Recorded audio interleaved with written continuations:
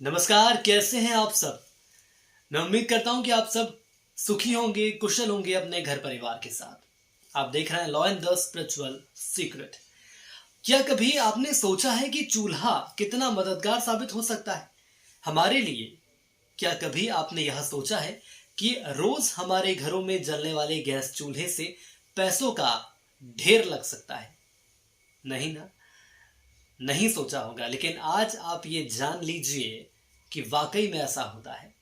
तो जवाब है जी हाँ, ऐसा होता है। लेकिन आखिर ऐसा कैसे होता है कि गैस चूल्हा जलाने से हमारे घर में कुबेर का भंडार लग जाएगा, पैसों का ढेर लग जाएगा। इस खास वीडियो में आपको बताने वाला हूं। और आज का वीडियो महिला शक्ति के लिए, महिला नारियों को समर्पित है। वो इसलिए क्योंकि कैसे पैसों का ढेर घर में लगाना है ये उनके हाथ में है। गैस चूल्हे से जुड़ा हुआ आज हमारा विषय है और कुछ बेहद ही साधारण उपाय आपको करना है। ये जानकारी मैं आपको देता हूं। देखिए, दरअसल गैस चूल्हा जलाते समय सिर्फ 3 बार बोल दें ये शब्द तो पैसों का ढेर लग जाएगा। क्या है वो शब्द, कैसे जानकारी मिलेगी उनकी, जानकारी हम आपको देंगे।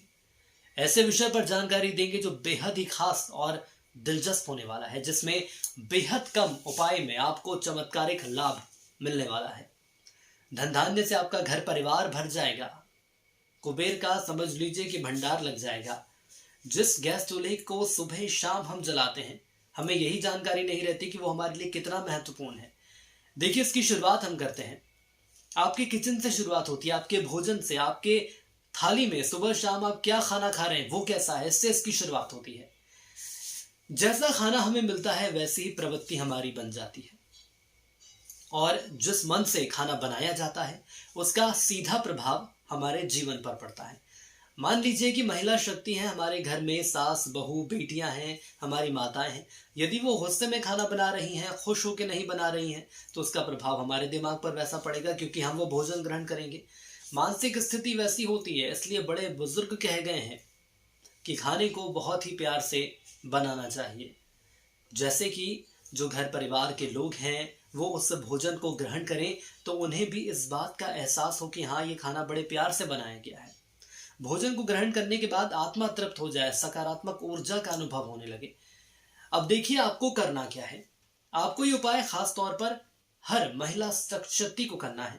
कहने का तात्पर्य यह है कि हमारे घर की जो महिलाएं हैं जो कि खाना बनाती हैं, खास तौर पर हमारी माताएं, हमारी बहनें, हमारी घर की सास हो गई, या इसके अलावा ये कहा जा सकता है कि हमारे घर की बुआ है, चाची हैं, तमाम महिलाएं शक्ति हैं, तो उन्हें यह उपाय करना है। महिलाएं अधिकतर घर को संभालती हैं और किचन तो खैर वही संभालती हैं, जाहिर सी बात है, क्योंकि पुरुषों की बस की इतनी बात नहीं रहती कि वो इतने अच्छे से किचन संभाल सके। अपने परिवार के लिए बड़े प्यार से महिलाएं भोजन तैयार करती हैं, लेकिन छोटे से उपाय से किस्मत बदल जाए तो आखिर उससे आप क्या कहेंगे। इसे चमत्कार ही कहा जा सकता है, जो आज मैं आपको जानकारी देने वाला हूं कि कैसे गैस या चूल्हा जलाते समय सिर्फ 3 बार आप अगर यह शब्द बोल देंगे तो आपको इतना पैसों का ढेर लग जाएगा कि आपको संभालना मुश्किल हो जाएगा। जी हाँ, वो 3 जादुई शब्द जो मैं आपको बताने वाला हूं, और यदि उसको आप बोलेंगे गैस चूल्हा शुरू करते समय तो पैसों का ढेर लगना तय है। लेकिन इसके पहले हम कुछ एक खास बात आपसे साझा करना चाहेंगे। अगर महाभारत की हम बात करें तो भगवान कृष्ण ने दुर्योधन के घर पर भोजन ग्रहण नहीं किया था। कहा जाता है कि हमेशा भोजन ऐसे लोगों के घर पर ग्रहण करो जो लोग सच्चे हों, जिनके घर में भक्ति भाव हो, आध्यात्म हो। ऐसे लोग जो भक्ति भाव से जुड़े हों, जिनके अंदर भक्ति भाव का भाव देखने को मिलता है। हमेशा ऐसे लोगों के घर पर भोजन करना चाहिए। जो लोग चालाक, कुटिल, ऐसे लोगों के घर पर भोजन नहीं करना चाहिए, यह आप ध्यान रखिएगा। और इसीलिए श्री कृष्ण ने दुर्योधन के घर पर भोजन नहीं किया, महल का उन्होंने भोजन ठुकरा दिया। और उन्होंने भोजन कहाँ किया, उन्होंने विदुर के घर पर जाकर भोजन किया। तो आप ये समझ सकते हैं कि ये जो परंपरा चली आ रही है, यह आज या कल की नहीं है, महाभारत काल से परंपरा चली आ रही है। उन्होंने महल का भोग छोड़कर सामान्य घर में खाना खाया, इसलिए क्योंकि जिसके घर में हम खाना खाते हैं उसका बहुत अधिक प्रभाव हमारे व्यवहार पर पड़ता है।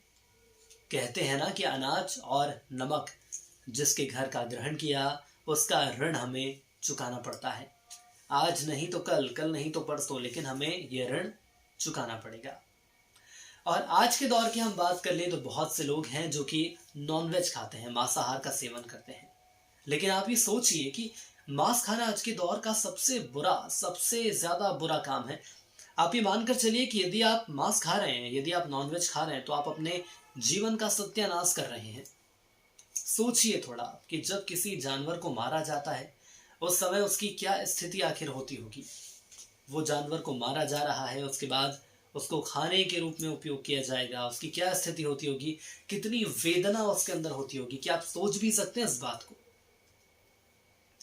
मान लीजिए कि आप ही को कोई मार रहा है, आपके गले पर छुरी रखी हुई है, और आपके भाव आखिर क्या रहे होंगे, कितना डर, कितनी वेदना, एक एहसास ऐसा जिसको मैं शब्दों में बयां नहीं कर पा रहा हूं। वही वेदना उस भाव में, उस जानवर में रहती है। और जो व्यक्ति नॉनवेज खाता है वो सारी वेदना उस थाली में देखने को मिलती है, उस इंसान में आती है जो उसका सेवन करता है। इसलिए आप जितना हो सके नॉनवेज से दूर रहिए। अगर आप मांस का सेवन कर रहे हैं तो आप ये मानकर चलिए कि आप सबसे बुरा काम कर रहे हैं आज के दौर में। आप अपना जीवन तो नष्ट कर ही रहे हैं, बर्बाद कर रहे हैं, लेकिन इसके साथ ही साथ आप अपने परिवार का भी जीवन बर्बाद कर रहे हैं। क्यों? क्योंकि जो व्यवहार आपके अंदर आ रहा है वही व्यवहार आप अपने परिवार के साथ करेंगे। कई ऐसे उदाहरण हमारे सामने जो पहले नॉनवेज खाते थे, उन्होंने नॉनवेज खाना छोड़ दिया है, वेजिटेरियन हो गए हैं, वो सिर्फ शाकाहार ही पसंद करते हैं। उसके बाद उनकी सोच बदल गई है, उनका तरीका बदल गया है। और वैज्ञानिक दृष्टिकोण से यदि मैं बात कर लूं तो नॉनवेज खाने के बाद वजन बड़ा तेजी से बढ़ता है। और नॉनवेज आप खाते हैं तो वजन बड़ा तेजी से बढ़ता है। और यदि आप सिर्फ वेज खाएंगे तो आपका जो व्यवहार है वो भी सही होगा, आपका वजन भी कम होगा, तमोगुण आने लगते हैं। इसके बाद हर मनुष्य योनि से भी नीचे गिरने लगता है यदि वो नॉनवेज का सेवन कर रहा है। और यदि शाकाहारी भोजन कर रहे हैं तो उससे क्या होता है, आपका शरीर शुद्ध होगा, दैवी शक्तियों से आपका मिलन होगा। यह मिलन आपको परमात्मा तक पहुंचाएगा। इसलिए भोजन का महत्व काफी ज्यादा होता है। और रसोई को क्या करें, रसोई का हमेशा स्वच्छ रखें। यहाँ हमेशा कुछ सावधानियां बरतनी चाहिए, जो जैसे कि कभी भी जूते या चप्पल पहनकर रसोई के अंदर ना जाएं। आपने आपकी माताओं से सुना भी होगा कि जूते पहनकर अंदर मत जाओ, चप्पल पहनकर अंदर मत जाओ। महिलाएं हमेशा रसोई में नहाकर प्रवेश करें। भोजन बनाते वक्त हमेशा अच्छे विचार मन में लेकर आए, क्योंकि जैसे विचार भोजन बनाते समय आते हैं वैसे ही विचार उस भोजन को ग्रहण करने वालों के अंदर जाते हैं। देखिए आप, ये जो पूरा ही दृष्टिकोण जुड़ा हुआ है एक महिला से जुड़ा है, जो कि पूरे परिवार तक जाता है। जब भी रसोई के अंदर जाएं, गैस चालू करते समय अग्नि उत्पन्न होती है। और जब भी आप गैस चालू करते हैं तो आपको हमेशा यह मंत्र बोलना है जो कि मैं आपको बताने वाला हूं। आपने गैस चालू करी, उस वक्त आपको बोलना है ओम अग्ने स्वाहा, ओम अग्ने स्वाहा, ओम अग्ने स्वाहा। क्या आपको पता है इस मंत्र का खास अर्थ है? हवन के समय हमेशा स्वाहा कहा जाता है, लेकिन क्या आपको पता है कि इसका मुख्य कारण आखिर क्या है? क्या कभी आपने सोचने की, जानने की कोशिश करी है कि स्वाहा आखिर क्यों बोला जाता है? तो मैं आपको बताता हूं। वास्तव में अग्निदेव की पत्नी है स्वाहा, इसलिए हवन में हर मंत्र के बाद इसका उच्चारण किया जाता है।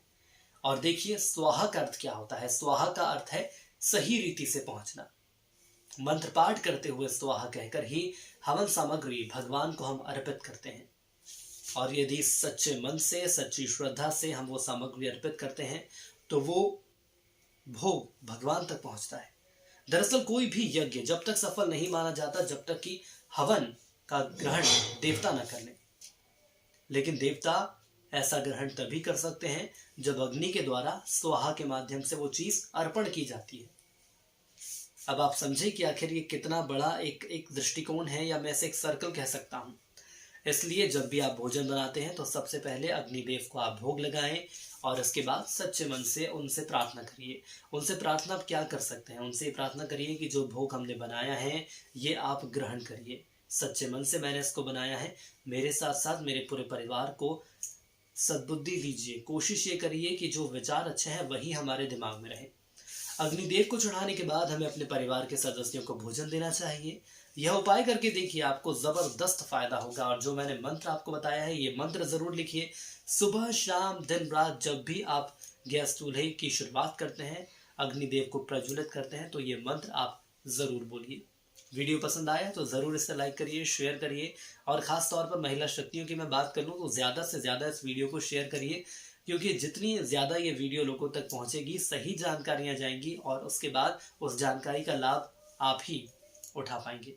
आज के लिए इतना ही। जय श्री राम।